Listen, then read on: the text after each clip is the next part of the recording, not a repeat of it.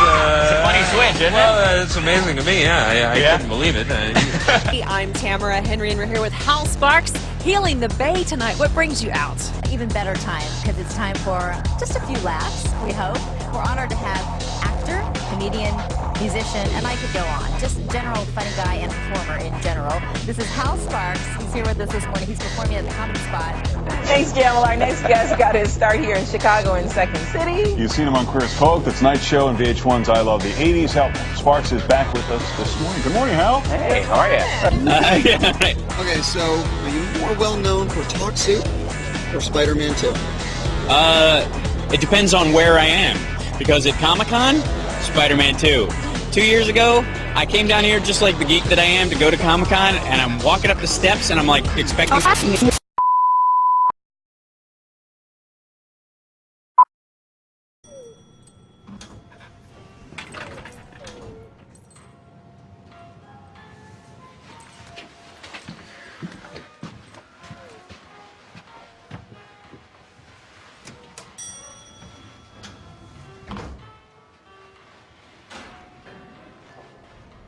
Cool Spidey outfit.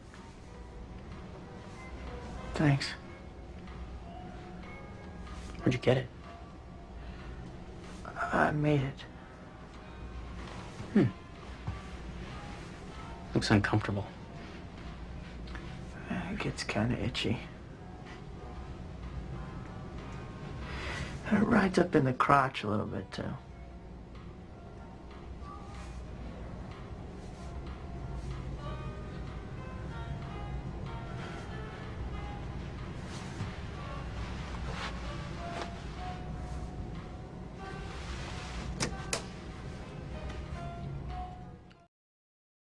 Essentially, let me start from the beginning because this is a lot of stuff. You have a real issue with the facts when there's 19 hijackers they put up on the website, and like 5 or 7 of them are still alive. Yeah. Absolutely. So that in and of itself grinds your story to a halt. Grinds the official story to a halt. Right. Building 7, there's no way that building wasn't detonated. Everybody knows it. Nobody wants to talk about it except for the people who, from an architectural standpoint or an engineering point of view, just go, there's no other way this building came down. Nothing fell on it. There was not enough fire. End of story. Buildings don't fall like that. That's just stupid. Absolutely. From that point of view, then you have to, just on those two bases alone, that the fact that the people they said that actually caused it, some of them are still alive. Right. That all of them are Saudi, and none of them were from Afghanistan or Iraq. Right. Why were we invading Iraq and Afghanistan? Well, different reasons. Right. We're invading Iraq because we set that guy up. He was one of our sort of CIA stooges for a long time, and then he was going to monetize. He was going to change the money in the oil trade from dollars to euros. So, and at the talk of that, the euro went from 61 cents to over $1, and then we went into Iraq like that. Right. Afghanistan, similar problems, except for there's a natural gas pipeline they're going to put through there. There's an oil pipeline, and there's gold in the hills. Nobody talks about that, but there's gold. Those Tora Bora hills where they're always talking, why don't we just nuke that whole area? Well, because there's a lot of gold in there, and we know it, and that's what we're in there getting out right now. And there, of course, there's the opium trade that we're also... Right. But that's, quite frankly, that's the fast... microphone. Yeah, that's quite frankly the fast food element of it. The drug trade is the least of it. And considering that without that money it wouldn't prop up our entire government half the time. Drug money actually saved this country largely during the crash. I mean, there was an exchange of like $500 million that was constantly shifting through. It was all drug money, and everybody knew it, and they just kind of took a back seat. Less enforcement, because without it, that money would have yanked some banks dead. Right, so anyways, you've got all that stuff going on. You have a responsibility, I think, to at least look deeper. You don't have to go all the way down the rabbit hole with some people. You also can't stick your head in the sand and act like it doesn't work. So other than that, I have no opinion. Right on, man.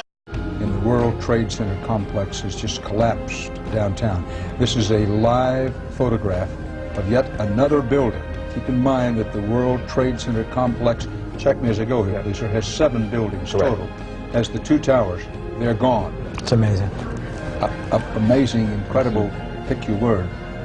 For the 3rd time today, it's reminiscent of those pictures we've all seen too much on television before when a building was deliberately destroyed by well-placed dynamite to knock it down. Scott Brown during the friggin' candidacy. Scott Brown's like one of 3 legislators in that state in Mass that voted against further benefits for 9/11 workers who went to Massachusetts, who went to New York City, and it was like 128 to 3. Yeah. He was one of the who the. All right. Well, they were completely snowed with him. I mean, he's certainly not what he's pretending to be right now. He's just trying to capitalize off the Tea Party movement. Yep, absolutely. So, the interesting thing is the vast majority of people in the country are sort of on your side of it in the regard that, at the very least, what we were told is horse shit. Right. What the story is isn't the issue. Well, as an organization, we don't claim to know exactly what happened, but we know there's enough anecdotal evidence to tell you that what they said happened isn't right. I mean, there's 6 out of the 10 investigators that wrote the commission report that have come out and said that the report is bullshit. Exactly. So it's a much more commonly held belief, and it's not as shocking. And the only time they use it as a shocking point is on the news when they want to come after somebody. Right. The truth is, the rest of the country is all sitting around watching YouTube videos till 3 o'clock in the morning, going, "It's kind of a point." Yeah, right. Kind of a point. Well, what do you think about Glenn Beck coming out and saying that 9/11 truthers want to kill the president, and he better watch his back in the White House because he's put 9/11 truthers into his administration, and if he swings too far to the center to be safe, that the 9/11 truthers. Glenn Beck has a chemical imbalance caused by his ass surgery 3 years ago, so there's no route to logic or forethought. Asking me what. My opinion of what Glenn Beck thinks about any particular serious issue is like asking me what the character Jim Ignatowski on Taxi thinks about the very same issue. I would actually give that more credence because at least that was written and directed by James Burrows. So Glenn Beck is I think to some degree mentally incapacitated. So in that way, I find him pitiable. And being I think drug that addict, he knows exactly what he's doing, and I think he's just intentionally trying to misspell oligarchy. I think he's intentionally trying to misdirect the Tea Party movement. Well, I think he's trying to use the chunks that he can and dump the chunks that he can. Right. He's trying to legitimize portions of it so that he doesn't seem like a nutcase when he uses them to sell books and do other stuff. Right. But you can't have the other elements, so you've got to kind of carve them off by throwing them to the wolves, as it were. Use them when you want them. Right. He certainly doesn't have any trouble driving these guys with guns to shoot cops out of their front door. Right. He's absolutely a corporate whore, no doubt. Yeah. So. The most dangerous time in any regime, especially a radicalized regime, is when it is in collapse. Watch the uber left. Pray that Obama moves to the center. If he does, pray that the Secret Service care for that man. That man is never left alone. He has invited 9/11 truthers into the White House and into his administration. If they believe that he's just another one of these guys, he is in danger. You check out our website, wearechange.org. Absolutely. We had, you know who Cindy Sheehan is? Of course. Dude, tell them about... We did a fundraiser last night with Cindy Sheehan. She's doing, as a protest, she's setting up a tent city on the lawn of the Washington Monument. Wow. And basically her idea is we're going to set up a tent city and we're going to stay here until Washington pays attention.